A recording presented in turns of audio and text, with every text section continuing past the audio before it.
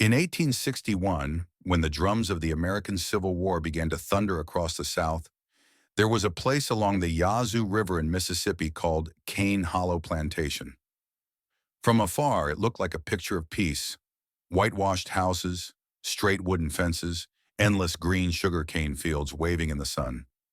But the closer one came, the picture changed color. That lush green was watered not by rain alone, but by sweat, tears, and blood. At the center of Cane Hollow stood an old blacksmith's forge. Its walls were stained with soot, its wooden door always ajar, letting smoke drift out like restless souls. Inside, the clang of hammer on iron rang steady, sharp as a war drum.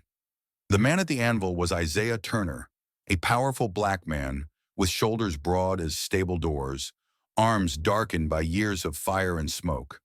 Isaiah was known as Crasher the Master's Smith. By day he shoed horses, fixed wagons, mended locks. By night, when the fire dimmed, he kept working. Only then his hammer no longer struck horseshoes, it struck hope. In the glow of the forge, his eyes carried a strange light. With every blow, he muttered the same words. Not just iron, a key. To anyone listening, it sounded like nonsense. But to Isaiah, it was an oath. Cane Hollow was ruled by Colonel Rupert Gaines, a former Confederate officer who clung to his rusted notion of honor. On paper, the enslaved had been renamed workers. In truth, nothing had changed.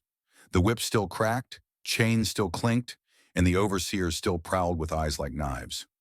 Isaiah was both an asset and a danger. The master trusted his skill, but distrusted his gaze, eyes that never bent long enough. One overseer once joked, "If looks could kill, Turner would have filled the graveyard by now." What they didn't know was that Isaiah forged more than tools. In a shadowed corner of the forge, he hid small scraps of iron, handsaws, hooks, slender bars shaped into keys. To an overseer, they looked like useless junk, but in Isaiah's hands, they were escape routes. By day, the forge rang with the clamor of work. By night, long after the others returned to their quarters, a faint clink, clink, clink could still be heard. Some teased, "Isaiah loves his hammer more than a wife." Others answered bitterly, "His wife was sold last year. Now the fire's all he has." Laughter followed, hollow but necessary, masking pain too deep for words. In that pain, Isaiah forged something new: resolve. He vowed no more children would be sold as his were, no more wives torn screaming from their husbands. Each strike of his hammer became a promise that could never be withdrawn. One stifling night, Naomi Clark, a thin woman with eyes bright as fire, stepped into the forge. She spotted the hidden hooks in the corner and smirked. "Making extras to keep the horses tied tighter?" Isaiah struck once more before answering. "No, to keep freedom tied tighter." Naomi's smile widened into a quiet laugh. "Then I'll be the first to test it." From that night on, Isaiah's forge was no longer just a place for iron. It became the beating heart of an unnamed departure. Outside, the wind hissed through the cane fields like the crack of a whip. Inside, the hammer beat grew faster, heavier, like a drum calling men to rise. Cane Hollow itself seemed to sense that something was forming.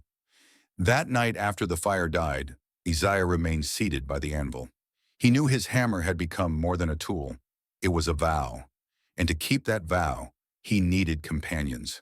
The story from here would no longer be only about fire and chains. It would be about people, souls pushed to the breaking point, yet still able to smile, still able to hope. And one by one, they would begin to step forward. The next day, the sun at Cane Hollow Plantation rose early and blazed as if it meant to melt the entire cane field. Heat shimmered up from the black earth, making the air waver like fire. The people were driven out before dawn, machetes in hand, backs bent as if carrying the whole sky. Whip cracks split the morning air, mingling with the hoarse shouts of overseers, composing the same death march melody that ruled their lives. In that world, no one dared lift their head for more than a second. A glance in the wrong place could cost blood. Yet a few eyes still burned bright, the eyes of those who refused to live like weeds. Naomi Clark was one of them. She had borne 2 children. One was sold away at 6 years old, the other torn from her arms on a rain-soaked morning. Naomi told the story often, how she screamed until her throat split, but the lash drowned out her voice. Now she had no tears left, only eyes that glowed like embers, refusing to die. Beside her worked Jonas Wright, not yet 20, quick as a squirrel. His small frame and boyish face made him nearly invisible, which the overseers found useful for errands. But that invisibility was his greatest gift. Jonas knew which overseer nodded off drunk, which guard lingered too long at the bottle, and where the fence posts had rotted thin. The others whispered, "If Jonas says there's a way through, then there is." And then there was Reverend Elijah Moore, an old, stooped preacher with little strength left in his arms, but a well of scripture still in his lungs. By day, overseers mocked him, sneering, "Your prayers won't cut Cain." But at night, when fatigue pressed heavy and despair threatened, Elijah's voice rose in a ragged baritone. "The Israelites crossed the Red Sea. We too shall cross." His words fell like medicine, keeping hearts from collapse. Life under Cain Hollow's lash was a prison in all but name.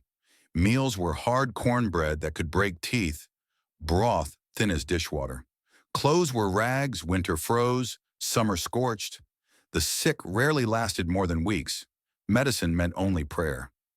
Overseers, meanwhile, never lacked for whiskey. Yet in that cruelty, people still struck sparks of light. At night, in pitch-black quarters, they told jokes. Laughter rose, muffled and broken, but laughter all the same. One mimicked the mistress's shrill scolding, and the hut erupted. Another imitated overseer Reuben's long, slobbering yawns, and even the children giggled until they gasped. No laughter could break chains, but for a few minutes it broke fear. Isaiah Turner sat quiet in his corner, watching children collapse asleep in their mother's arms. He thought of his own boy, sold off 2 years past. Each time the memory surfaced, his hands clenched white. Then he forced breath through his chest and told himself, "Pain is not fed with tears. Pain must be fed with iron." Naomi would drift near, whispering, "Keep forging, Isaiah." "I'll keep the silence." Jonas slipped him news. "Last night the guards changed shifts 15 minutes late." That's a window. Elijah laid a trembling hand on Isaiah's shoulder. "Every hammer strike is a prayer spoken in steel." 3 different souls, a grieving mother, a restless youth, a weary preacher, became his closest allies. They hadn't chosen each other. The chains had chosen for them, binding them into one circle. In the glow of the forge fire, Isaiah looked at them and nodded. He knew the smithy needed more than his arms. It needed hearts strong enough to carry the flame. And now he had found them. The next morning, the overseers still bellowed, the whips still cracked, the cane still drank sweat. But something had shifted in the eyes of the people. No one spoke it aloud, but all could feel it. The iron chains had begun to crack, just a hairline fracture. And once iron splits, only a few more blows are needed before it shatters to dust. By day, the forge of Cain Hollow rang with hammer and smoke, the place where Isaiah Turner was paraded as a living tool. Overseers bragged that they owned the finest blacksmith in the county, a man who could fix anything, from the hinges of an iron gate to the broken handle of a whip. But they never guessed that inside that soot-choked forge, Isaiah was crafting the very thing they feared most, tools to break chains. When night fell and the plantation sank into uneasy silence, Isaiah returned to his anvil. The red glow of the fire lit his face, sweat dripping into the coal dust. Clang, clang, clang. The hammer fell steady like a heartbeat. Each strike was more than labor. It was a vow. In a dark corner, hidden beneath cooled ash, lay a cache of illegal iron, thin saw blades, hooks, sharpened nails, and above all, crude keys. To an overseer's eye, they were scrap. To the desperate, they were life itself. Naomi often slipped in quietly, handing him scraps of cloth to wrap the metal and hide it. She smirked. "People hide gold in chests?" "You hide freedom in the ashes." Isaiah said nothing, hammer still rising and falling. But the fire in his eyes as he glanced at the hidden tools told Naomi enough. They were more precious than gold. Jonas lent his cunning, By day he noted which overseer carried which key, which locks guarded which gates. By night he scratched rough maps in the dirt showing Isaiah. He would joke, "If you weren't a blacksmith, you'd make a fine locksmith. I swear, no lock can beat you." Elijah offered no craft but his voice. Each time the hammer rang, he murmured scripture. "He has broken the chains. He has led his children out of prison." Isaiah allowed himself a brief smile. "I don't know if the Lord uses a hammer like mine, but I think he likes the sound." One evening, Overseer Reuben barged in, suspicion in his eye. Sparks flew as Isaiah struck iron. "Why are you still working?" Reuben barked. Isaiah lifted a half-shaped horseshoe, calm as stone.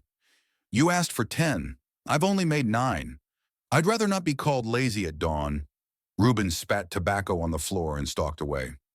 Outside, Naomi's heart pounded in her chest, but Isaiah never missed a beat, hammer falling in perfect rhythm. Later, Naomi whispered, "If they catch you, what then?" Isaiah set the hammer down, voice low but firm. "Then I die, but I'd rather die with a hammer in my hand than with my head bowed." That answer spread like wildfire through the quarters. Turner forges more than iron, he forges hope. And hope, once sparked, spread faster than flame. Soon the forge became a gathering place. Someone smuggled in a scrap of steel. Another brought a handful of corn to feed Isaiah's strength. Children sat wide-eyed, thinking he was making toys. They never knew he was shaping keys to make their parents vanish into freedom. One evening, Isaiah handed Naomi a small iron hook, smooth to her grip. "Keep this," he said.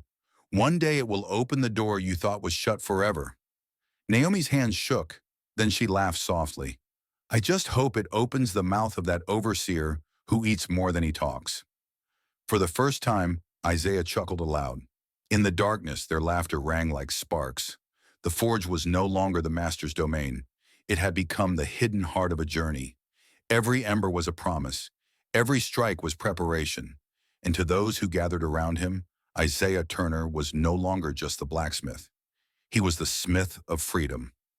In the flickering light of an oil lamp, the abandoned corn crib at the edge of Cane Hollow Plantation became something else entirely, a secret congress of chained souls. By day, it was nothing but a storehouse for dried corn, alive with scurrying rats. By night, when the wind slipped through the cracked boards with a haunted creak, it held 100 people seated in a circle, whispering plans so daring their very thoughts made hearts pound. Isaiah Turner stood at the center.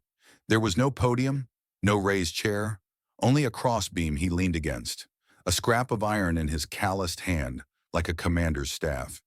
His voice was low but steady. "We have forged the tools. But tools will not open chains if the heart lacks courage. Tonight we pass this fire into every hand." Naomi Clark stepped forward, cradling the youngest child of the quarters.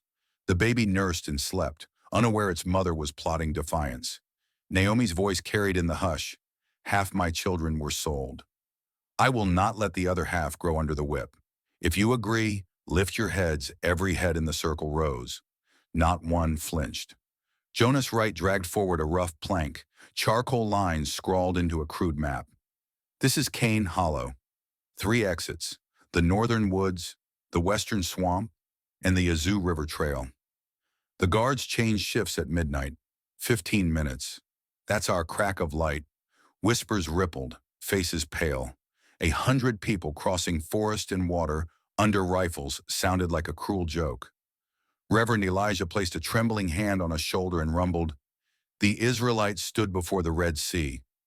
If God split waters for them, he will open a way for us. But first we must step forward." A quiet chorus of "Amen" rose, not loud, but firm as hammer on anvil. Isaiah began dividing them, his gestures sharp, decisive, like a general at war.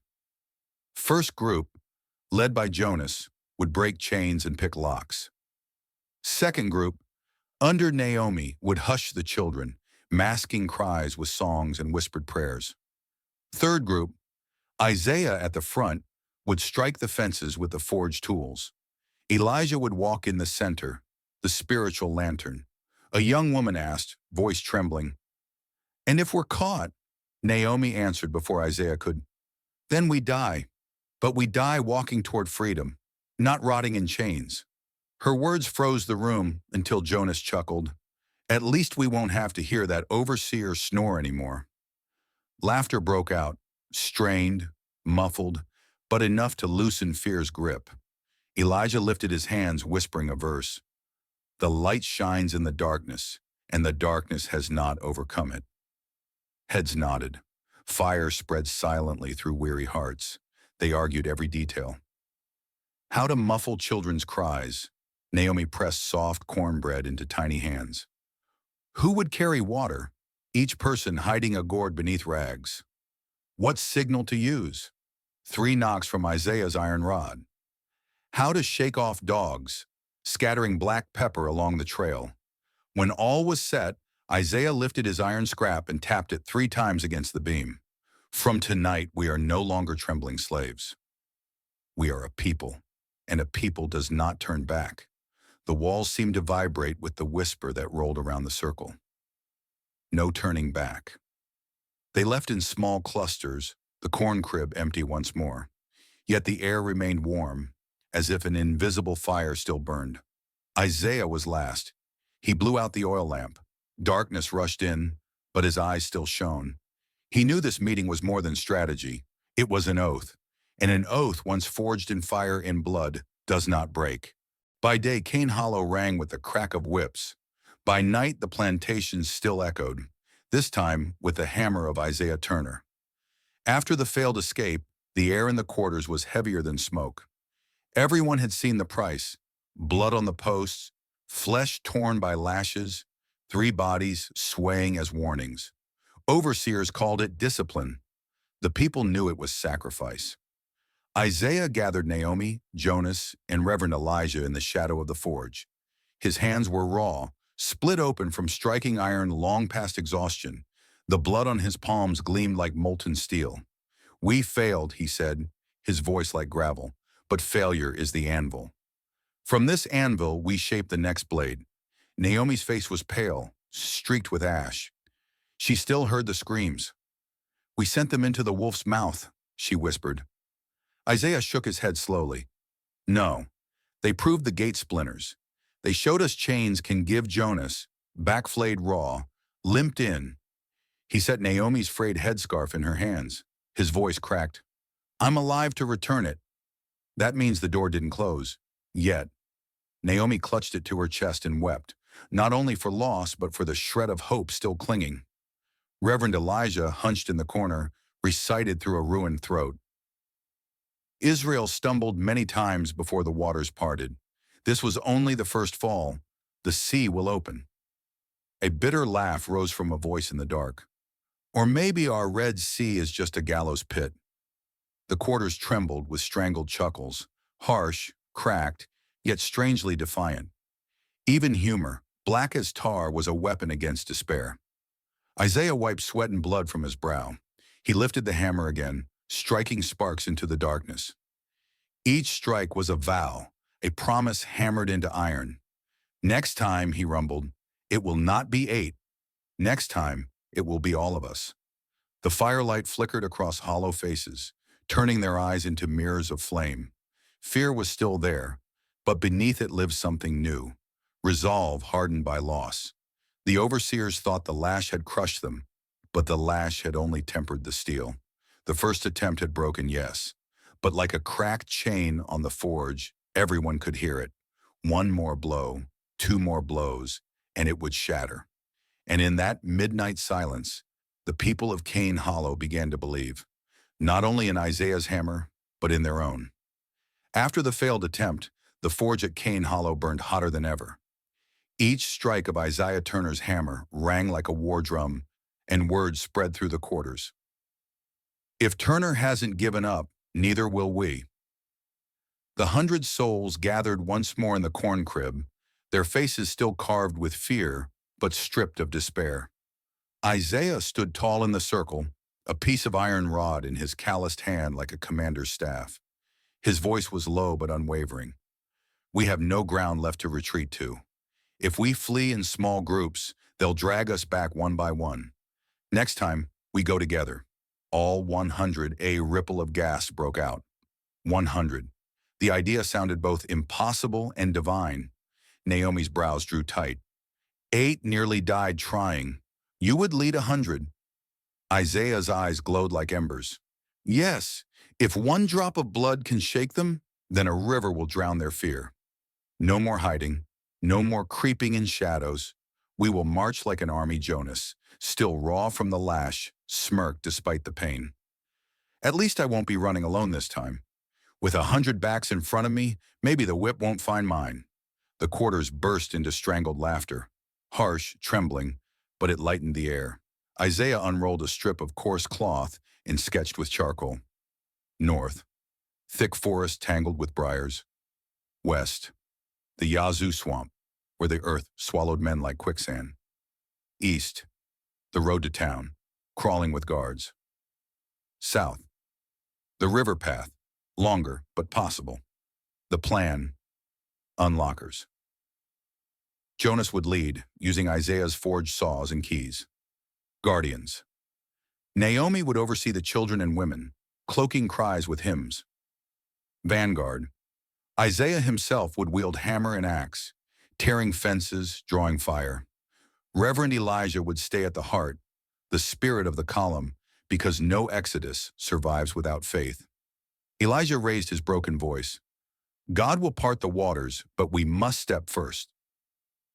Naomi added firmly, if one falls, another steps forward. We leave no one behind. And the circle roared back. No one behind. In the days that followed, preparations became ritual. Food was hidden in rags, gourds filled with water, ropes braided from hemp.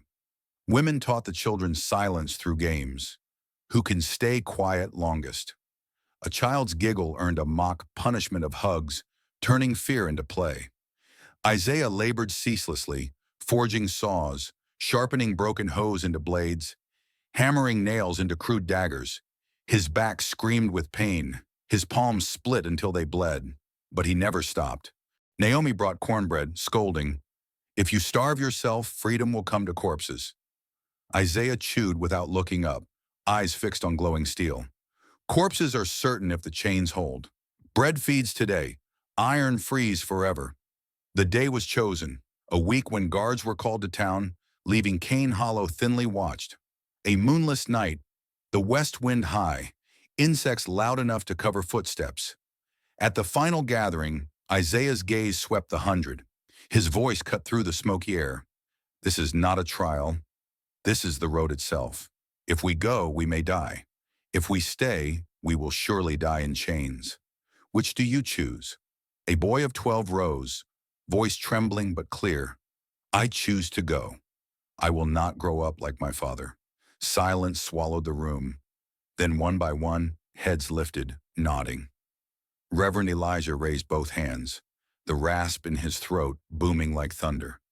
Then we are no longer slaves. We are a people, walking into freedom. Naomi turned to Isaiah, her eyes fierce with pride and dread. Turner, you are not only forging iron, you are forging our hearts. Isaiah said nothing, but his lips pressed tight, his gaze burning. In his chest, he knew. The fire was no longer his alone. It belonged to every one of the 100 souls. And the night of their exodus was nearly upon them. The final day at Cane Hollow Plantation arrived beneath a suffocating silence. Outwardly, life carried on. Bent backs in the cane fields. Overseers pacing with whips coiled like serpents. Orders barked as usual. But beneath it, something pulsed. In every bowed head there flickered a hidden light, a restrained blaze like embers glowing under ash. Naomi Clark cut cane with trembling hands. Not from fear, but from memory. The image of her child torn from her arms on this very soil. She inhaled sharply, whispering under her breath, "Tonight I pay your debt."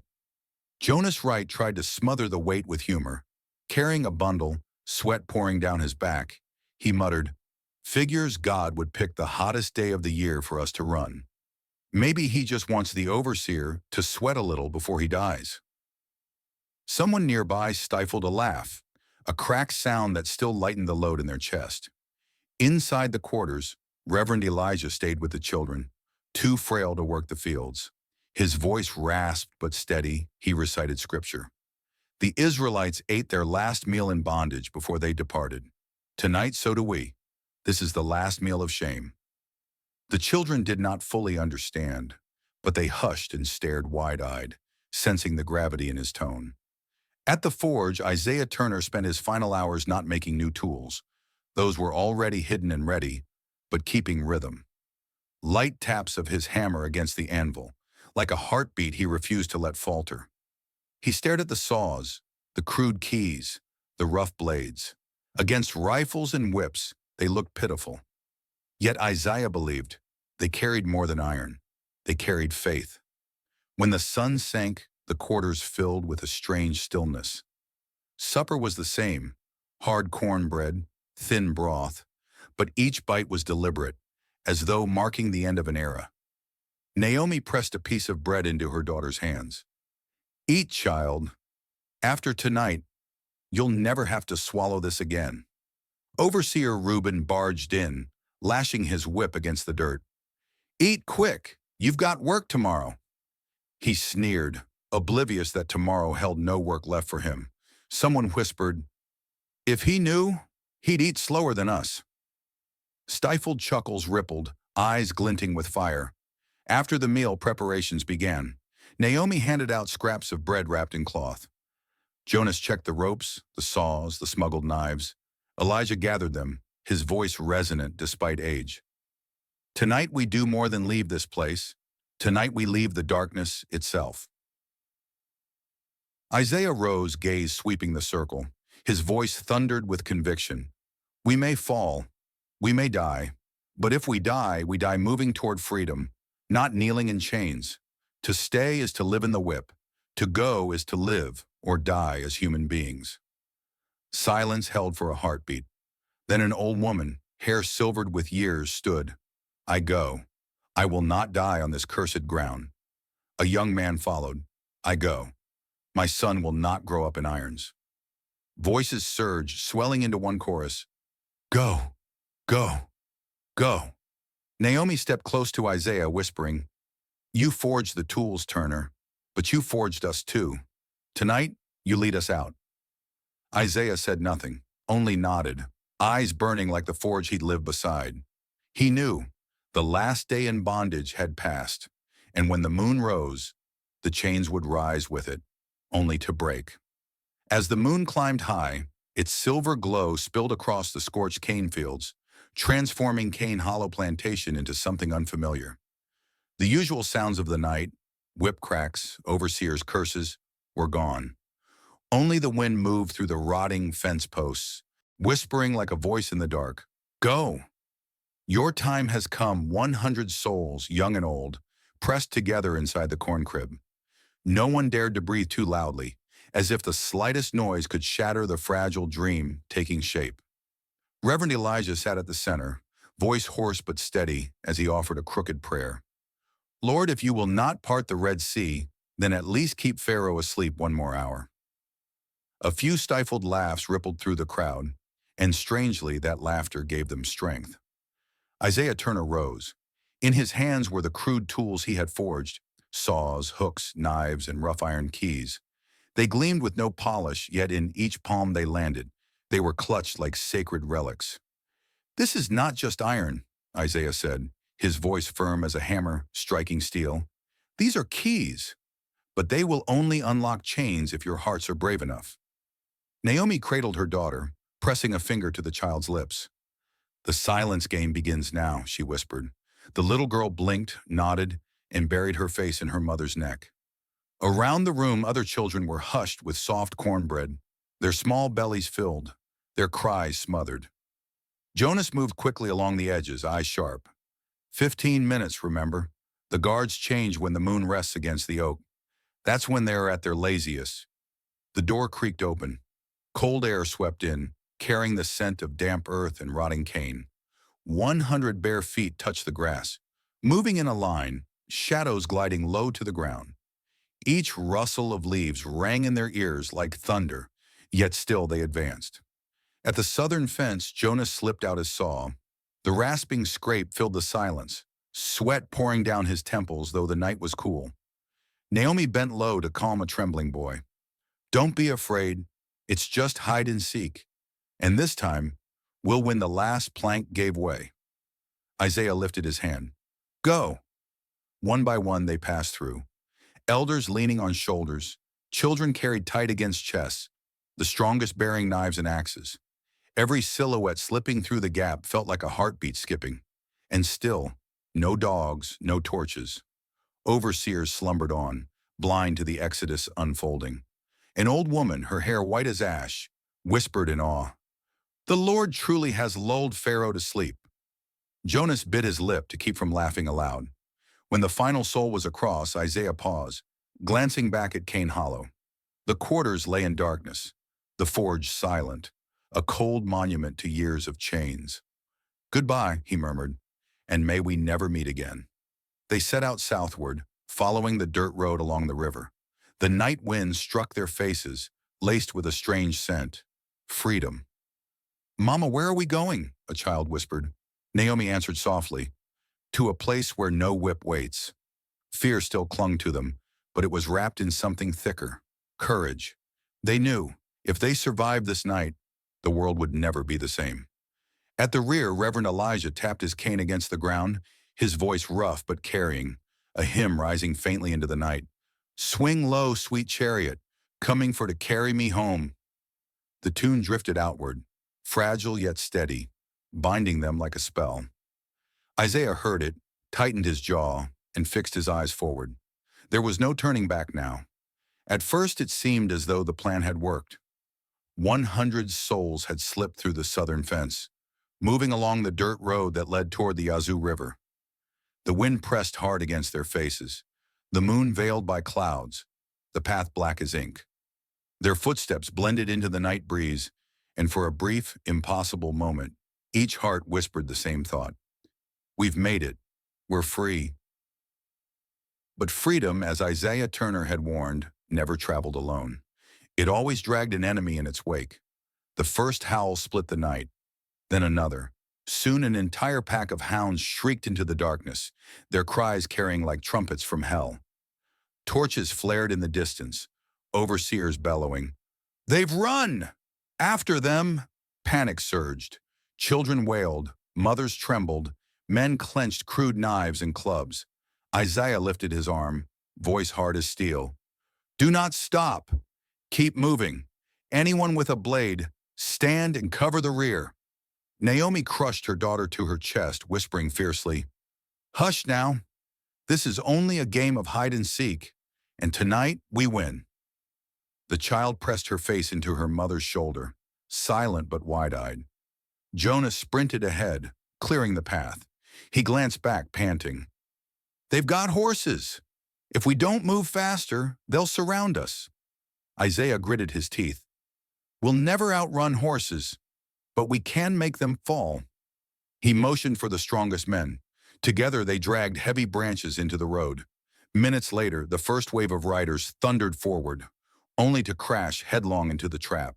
Horses stumbled, legs snapping, riders hurled, screaming into the dirt. One overseer scrambled up, whip raised, until Naomi leapt, driving her knife into his belly. She whispered coldly in his ear, "This is for my child." His blood darkened the earth. Gunfire cracked. A man collapsed, chest torn apart. The convoy froze in terror. Reverend Elijah's broken voice roared across the night. "Go on! Don't waste his blood! Move!" His cry lashed their hearts harder than any whip. They surged forward again. Jonas fought beside Isaiah, breath ragged. "At this pace, we'll all be dead before the river." Isaiah's eyes burned. "Then we change the plan. Some fight, the rest flee." 6 men peeled away, crouching behind an embankment. When the next patrol charged, the 6 rose like shadows, knives flashing, clubs smashing. Screams rang through the cane fields. They knew they would not survive, yet they shouted with their dying breath, "Run! Don't turn back!" Naomi shut her eyes against the sound, tears hot on her cheeks. Still she walked, clutching her daughter. The hounds came again. One lunged, seizing a boy in its jaws. Jonas spun, rage igniting, and plunged his knife into the beast's throat. Blood sprayed as the animal collapsed. Jonas hoisted the boy, trembling but alive. "They live! As long as we live!" he bellowed. That night became a nightmare stitched from screams, gunshots, and the wet crack of bone. But no one surrendered. Each time one fell, another lifted them. Each bullet only made the others run faster. Isaiah fought at the rear, hammer raised. An overseer charged, whip slicing the air. Isaiah swung, the iron striking bone with a sickening crunch. The man howled, crumpling into the dust. Isaiah did not look back. His eyes locked on the river, his heart hammering one word, Yasu. Then at last, the moon broke free of the clouds, casting silver across water. The river lay ahead, glimmering faintly like a road of salvation. Someone screamed with joy, "The river! The river's there!" But behind them the hoofbeats drew nearer, the baying louder, torches closer. Freedom shimmered within reach, yet death's hand clawed at their backs. They were only a few hundred steps away, steps that would decide whether Cane Hollow's story ended in chains or in fire. The Yazoo lay before them at last, but not as the dreamt ribbon of salvation, rather as a black, heaving expanse framed by sucking marsh. The air reeked of rot and stagnant blood, the mud clinging to their legs with the grip of a grave. Jonas gasped, chest burning. "Mr. Turner, this swamp is no crossing, it's a trap." Isaiah's eyes were flint in the moonlight. "Then we'll make the trap a bridge, and we'll cross it with our own bodies if we must." Naomi pulled her daughter close, whispering into her curls, "Don't look down, baby. Pretend it's just a game of splashing in mud." The child whimpered, but pressed her face into her mother's neck, trusting. Step by step, the 100 sank into the mire. Mud reached their knees, then thighs, pulling as though invisible hands clawed them down. An old woman slipped with a cry, mud swallowing her whole. Isaiah lunged, gripped her skeletal arm, and with a roar wrenched her free. She coughed, shaking, then rasped with fire in her eyes. "I'm still breathing. Keep moving." Behind them, the hounds bayed and hooves pounded. The swamp slowed pursuit, but it slowed them too. Jonas slipped, swallowed nearly to the chest. "Damnation! Is this what freedom costs?" A man hauled him up, and for one absurd second they both laughed, black mud dripping from their faces before stumbling on. Gunfire split the night. A woman cried out, collapsing, crimson spreading through the black mire. Naomi bit her lip until blood spilled, but she didn't stop. Beside her, Reverend Elijah lifted his staff skyward, his voice hoarse but steady. "Lord, if you will not lift our feet, then at least make this swamp drink its fill of blood and ask for no more." They pressed forward in a ragged line, strong shoulders carrying the weak, children perched on backs or in old cane baskets. One boy of 10 grinned through fear. "I'm riding a mud horse." Laughter, trembling and wet, rippled through the column. For a moment, even in horror, there was life. An overseer spurred his horse into the swamp. The beast screamed, flailed, and sank, dragging its rider down. His cries for help were cut short by the muck. A few fugitives paused, watching with mingled horror and grim satisfaction. Jonas muttered, "The swamp knows better than men. It chooses its meal." But the mire spared no one. A teenager slipped under, vanishing. Naomi shrieked. Isaiah plunged headfirst, hands groping in the sludge until he dragged the boy back up, both of them black as shadows. The boy gagged and coughed, alive. Isaiah clutched him, whispering harshly, "Die here and it means nothing. Live, and maybe my death one day will mean something." Onward they staggered. The moon sank lower, their strength with it. Then, through the mist, the silver shimmer of the Yazoo glimmered like a blade of hope. Someone cried out, "The river! The river's there!" A volley of shots cracked. Bullets hissed overhead. Men and women screamed, bodies falling, the swamp swallowing them whole. One man struck through the chest, bellowed with his last breath, "Keep going! Don't come back!" before sinking beneath the muck. Isaiah, bleeding, his back streaked with mud and crimson, roared, "Faster!" Not one soul dies before they see the water. The ground grew firmer beneath their feet. Elijah stumbled, and Jonas with Naomi hauled him upright. The old preacher wheezed a laugh. See it? We've crossed our Red Sea. Only ours was mud. His cackle was weak, but it lent them strength. Then sand crunched beneath their feet, the bank of the Yazoo. Women fell to their knees weeping. Children splashed at the edge with trembling hands. The river smelled of iron and fish, but to them it was sweeter than any cornbread. Isaiah raised his head. Moonlight glinted off the racing current. This isn't freedom yet, he murmured, but this is the border of it. Behind them torches flared and hounds bayed louder, but before them the river rushed on, wide and relentless, as though daring them. Cross me if you can. Would you like me to continue this arc with the crossing of the Yazoo itself, their most perilous trial? Or pause here and let this moment of almost freedom stand as its own cliffhanger? The banks of the Yazoo stretched wide and endless, the black waters churning fiercely beneath the fading moonlight. For many, just standing there was enough to make their knees buckle, breath ragged as if freedom itself were already in their lungs. But Isaiah Turner knew it was not finished. Freedom did not rest on this shore. It waited on the far side. Build rafts, he barked, his voice sharp as a hammer strike. At once, the men rushed to fell rotting trees along the bank, binding them with hemp rope. Rough, makeshift rafts began to take shape, simple but as solid as their will. Naomi sank to her knees, clutching her daughter tightly. She whispered, "Listen to Mama. This is just a game of riding boats. We're going far away to where no one carries whips." The girl whimpered but nodded. Jonas, his back still raw with lashes, waded into the river to test the depth. The current slammed against him, icy, so strong it nearly swept him away. "This river wants to eat us alive," he hissed. But then he grinned, looking at Isaiah. "Then we'll eat it back." "I'm ready." When the first raft was shoved into the water, women and children climbed aboard, men standing with poles to guide it. Reverend Elijah remained on the bank, eyes lifted to the heavens, his hoarse voice praying, "Lord, if you gave us passage through the mud, grant us now a path through the water behind them." The sounds of hounds and pounding hooves drew nearer. Overseers raised their rifles, torchlight flickering across steel. A shout split the night. "Fire!" Bullets hissed through the air, splashing into the river. One man on a raft was struck in the chest, collapsing as his wife screamed and clutched his body. Isaiah roared, "Keep moving! Don't stop!" More rafts hit the water. The current seized them, tossing and spinning. Some fell overboard, swallowed by the river. Their cries rose, then were drowned by the rush of water.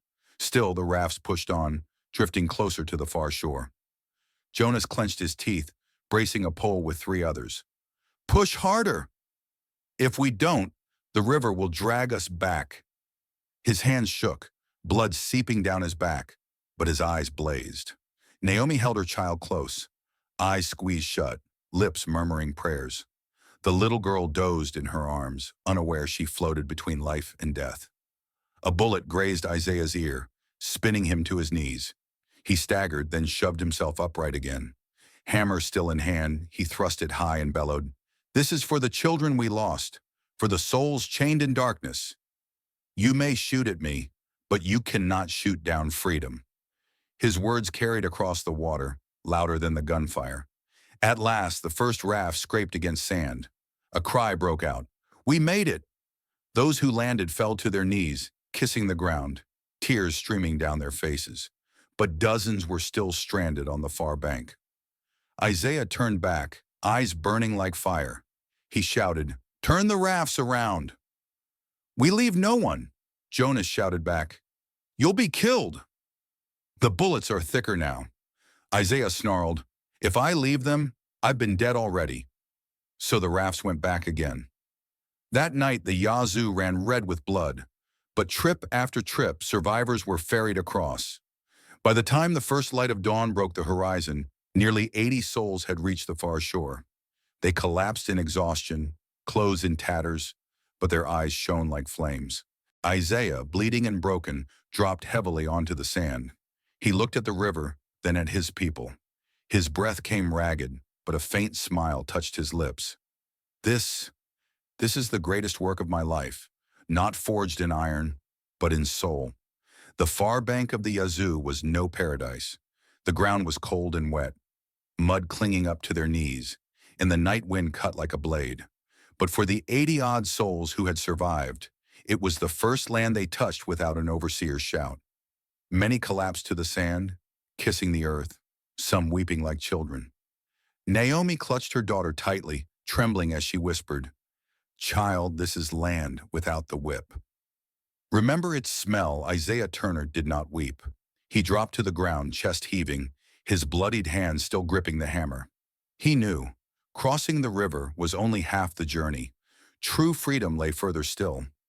At dawn, Jonas spotted something unusual, a stone by the roadside carved with an arrow. He cried out, "Here it is!" A signal of the Underground Railroad. The Underground Railroad, not a real railroad, but a secret network of houses, churches, and farms where abolitionists aided those fleeing bondage. That night, they were led into a cellar beneath a small church.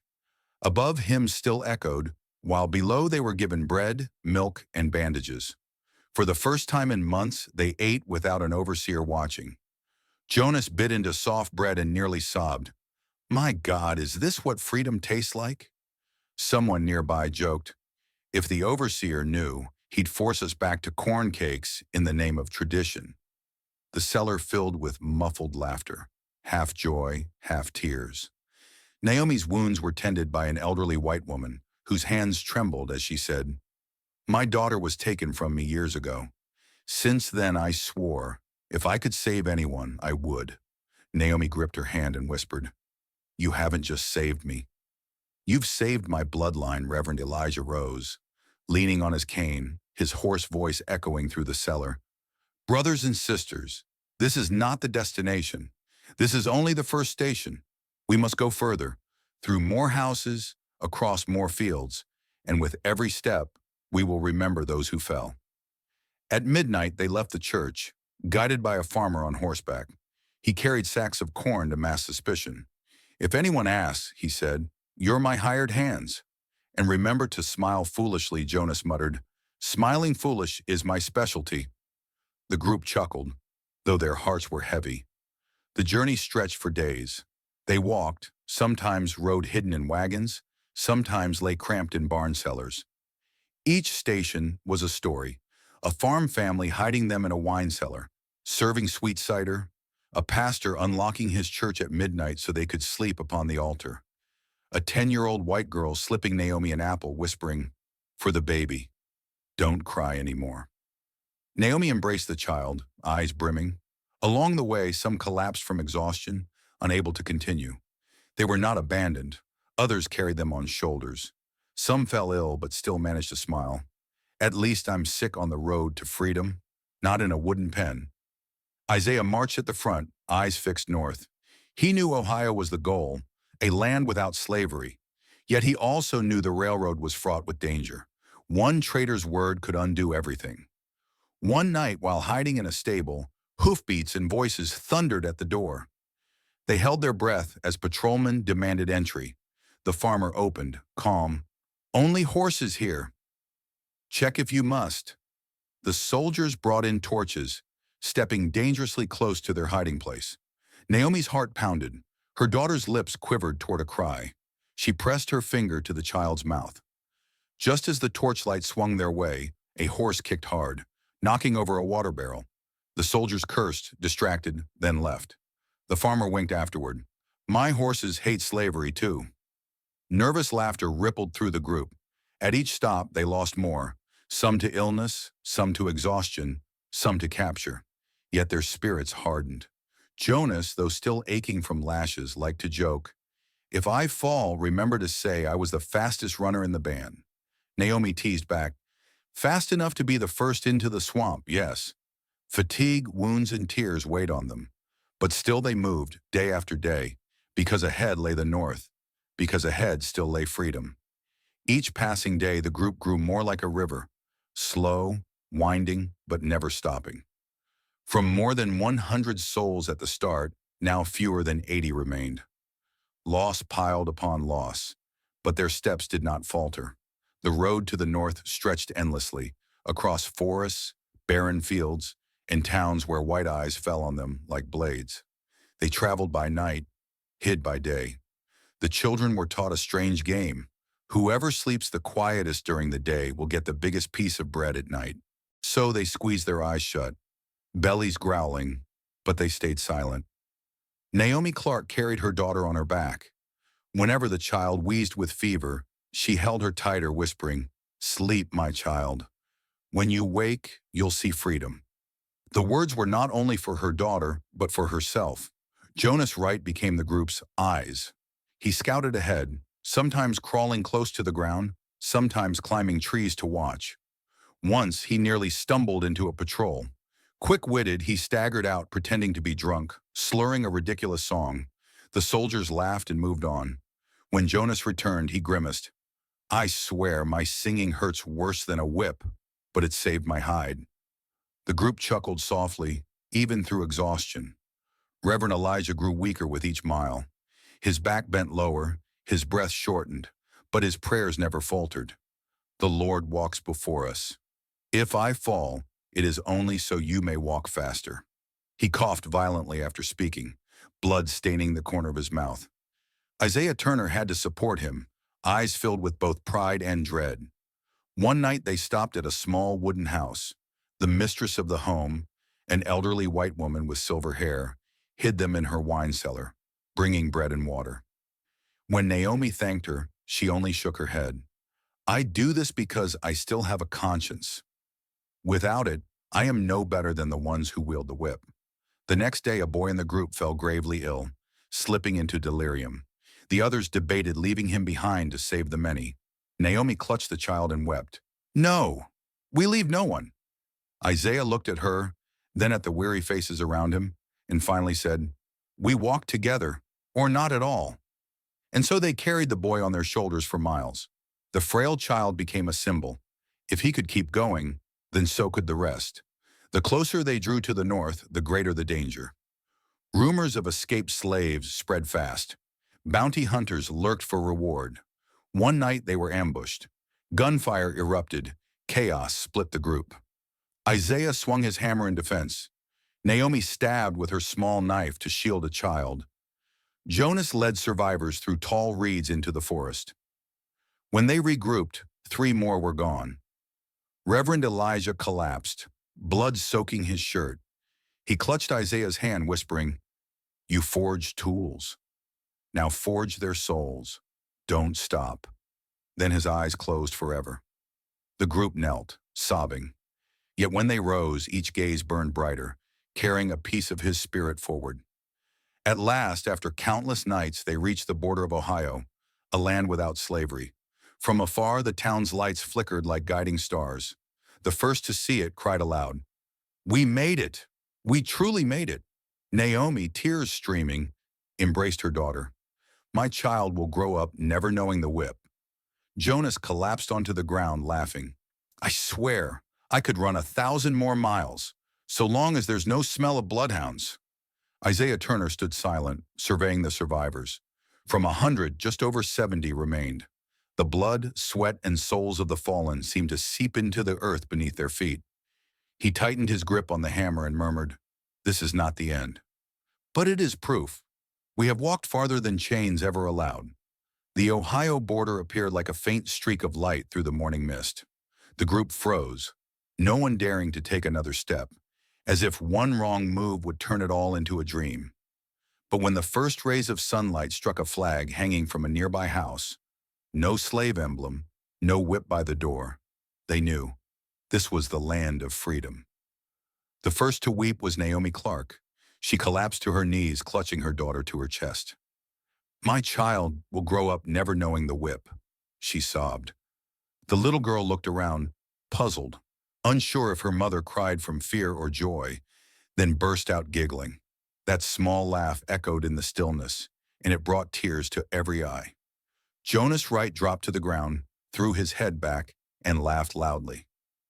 "Lord, I've never breathed air so sweet. If freedom has a smell, it's the wind this morning." Someone teased, Maybe it's just your sweat." The group erupted in laughter, laughter that shattered months of silence. They were led to a northern church. The doors were wide open, the bells ringing, not to summon overseers, but to welcome them. Reverend Elijah was gone, but his memory filled the room. They sat in the pews, listening to the hymn of freedom rising. Many sang through tears, their trembling voices still strong. Free at last, free at last. A small feast awaited, not grand, just soft bread, hot soup, and bright red apples. Yet to them, it was a banquet from heaven. Naomi bit into an apple, juice spilling down her chin, and cried, "Never did I dream I'd taste something this sweet without stealing it." Children raced around the churchyard, laughing, playing escape games. But this time, no hounds or whips chased them. A mother watched, resting her head on a friend's shoulder, whispering, "If this is a dream, I never want to wake." Isaiah Turner stood quietly on the porch, the hammer still in his hand. A northerner approached, saying, "You can set that down now. You won't need it here." Isaiah smiled and shook his head. "This hammer isn't just for striking. It reminds me that freedom was forged from blood and iron. I'll keep it." To tell the children, Jonas, bandaging the scars on his back, joked, "If Turner opens a forge here, he'll be the busiest man alive. Everyone will want a freedom hammer." Isaiah laughed, deep, rare, but warm. That night, they slept in beds without chains beside them for the first time. Some couldn't sleep, tossing restlessly, too accustomed to the crack of whips and barking hounds. In the silence, an old woman whispered, "It's so quiet. I don't know whether to fear or rejoice." Someone answered, "Then sing, so we remember we're still alive." And so soft singing drifted through the dark, lulling them into their first free sleep. The next morning they gathered before the church, where northerners photographed them with an old camera. The image was blurred, light bleeding into shadows, but every head was held high. Proof they had escaped. They were free. Naomi cradled her daughter, eyes shining at the lens. Jonas grinned wide beside her, raising his arm as if to defy the world. Isaiah sat at the center, hand resting on the hammer. In his eyes was not only joy, but a vow. Their story was not finished, for the first taste of freedom was only the beginning. Years after that night on the Yazoo River, the name Isaiah Turner was no longer just that of a blacksmith from Cane Hollow. It became legend, whispered in secret gatherings, woven into the songs women hummed while washing clothes by the river, reflected in the eyes of children as they traced the scars on their parents' backs. In Ohio, Isaiah opened a small forge. It was no longer a place under an overseer's watchful eye, no chains hanging from the beams. There he taught children how to hold a hammer, how to sharpen a blade, not to break shackles, but to build houses, to shape hoes and plowshares. Yet every time his hammer struck the anvil, he murmured, "Each blow is a reminder. Freedom is never given. It is forged." Naomi Clark became the community's storyteller. Each evening, she gathered the children and told them of the long night at Cane Hollow. Not to plant hatred, but to teach that even when driven to the edge, people could still choose to stand tall. Her daughter grew up never knowing the taste of the whip, yet she could recount every detail of the tale as if she herself had lived it. Jonas Wright, the quick-footed boy with a scarred back, grew into a lively man with a sharp tongue. He often joked, "If I survived whips, hounds, and swamps, nobody can call me coward." People called him the Eyes of the Escape, a symbol of vigilance and wit. Years later, when the Civil War ended, the survivors gathered once more. Beneath a great oak tree on the Ohio shore, they raised a simple stone marker, engraved with the words, "Here 100 souls dared to dream. They entered in chains, but walked out in freedom. Some fell, but all prevailed." Isaiah Turner passed away in peace, the old hammer still in his hand. Before closing his eyes, he looked at Naomi and Jonas and whispered, "Keep forging, not with steel, but with memory." His funeral had no trumpets, no drums, only the ring of hammers on anvils. Each member of the community held a small hammer and struck 3 times. The sound rose together, a hymn of iron, a farewell to the blacksmith of freedom. From that day on, each year, at the first full moon of June, the community gathered beneath the oak, retelling the story. Children sat in a circle, their eyes shining as they heard of the river crossing, of the Yazoo mud, of the hounds howling in the dark. And when the story ended, the elders always added, and that is why we live here, free.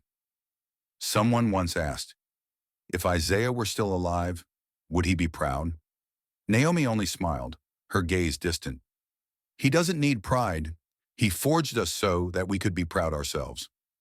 Isaiah's legacy was not bound to stone markers or a modest forge.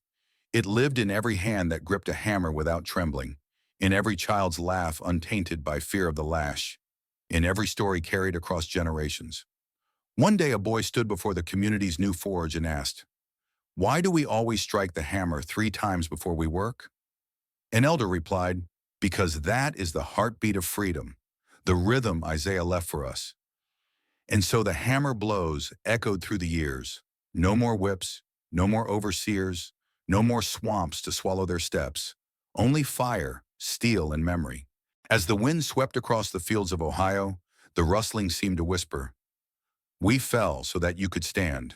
We died in chains so that you could live in freedom. Isaiah Turner, the blacksmith of Cane Hollow, had passed on, but the flame he lit still burns.